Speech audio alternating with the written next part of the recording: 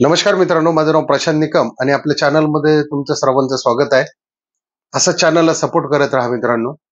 मित्रांनो, आज दिनांक 8 एप्रिल आई एकविरा देवीची जो पालखी सोहळा असतो आणि जी यात्रा असते, त्याच्यामुळं जे आज त्या ठिकाणी विहेगाव या ठिकाणी जे मैदान घेण्यात आलेलं आहे, प्रथम क्रमांकाचं पारितोषिक भले 1,00,000 रुपये असलं तरी मात्र ते मानाचं मैदान मानलं जातं त्या ठिकाणी सर्वांसाठी, म्हणजे पुणेकरांसाठी आणि मुंबईकरांसाठी. कारण आई एकविरा देवी जी आहे तिचे भक्त या ठिकाणी खूप मोठ्या प्रमाणात आहेत. त्याच्यामुळे या ठिकाणी तुडुंब गर्दी भरलेली आहे आणि तमाम महाराष्ट्र बैलगाडा प्रेमींना ज्यांची वाट बघत होते की एक घाटाचा राजा आपला दशम हिंद केसरी मोहिलशेठ धुमाळ यांचा बकासूर, रुस्तमे हिंद, म्हणजे असे बरेच किताब त्याच्या नावावरती आहे मित्रांनो.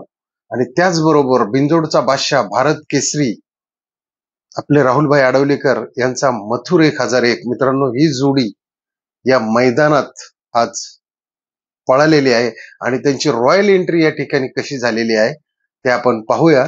आणि किती नंबर गटात पळाली आणि या ठिकाणी ती सेमीला पात्र कशी झाली तेही आपण पाहणार आहोत. पाहूया आपण त्यांची रॉयल एंट्री.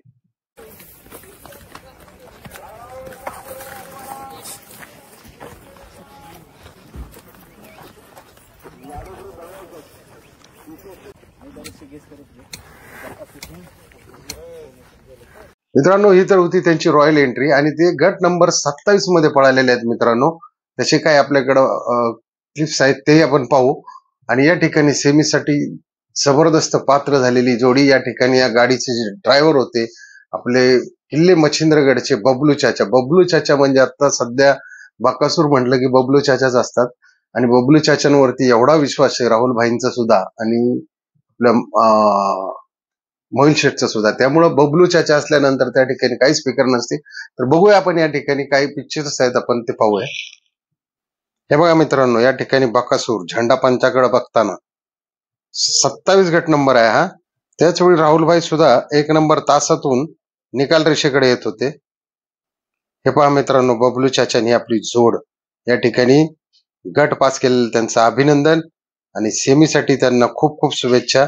आणि आजच्या मैदानाचे ते मानकरी व्हावेत हीच परमेश्वर चरणी प्रार्थना आहे आपली मित्रांनो. तर मित्रांनो, या जोडीची लोक बरेच दिवस वाट पाहत होते, ही जोडी एकत्र कधी पळणार. आणि शेवटी आज तो दिवस या ठिकाणी आई एकविरेच्या मैदानामध्ये आज यांचा विजय झालेला आहे मित्रांनो. पुढील वाटचालीसाठी त्यांनाही शुभेच्छा. आणि तुम्हाला जर व्हिडिओ आवडला असेल तर नक्की लाईक सबस्क्राईब करायला विसरू नका. जय हिंद, जय महाराष्ट्र, जय बैलगाडा शर्यत.